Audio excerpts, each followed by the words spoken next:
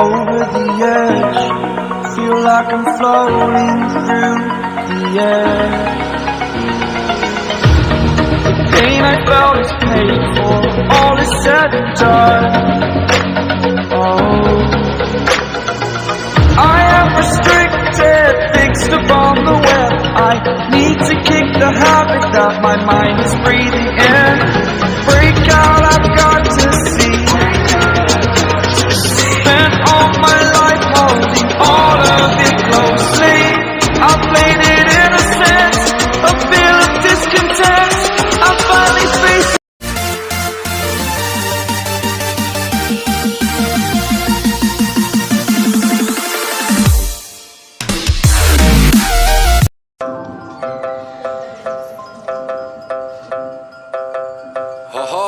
Gur gur gur gur gur gur gur.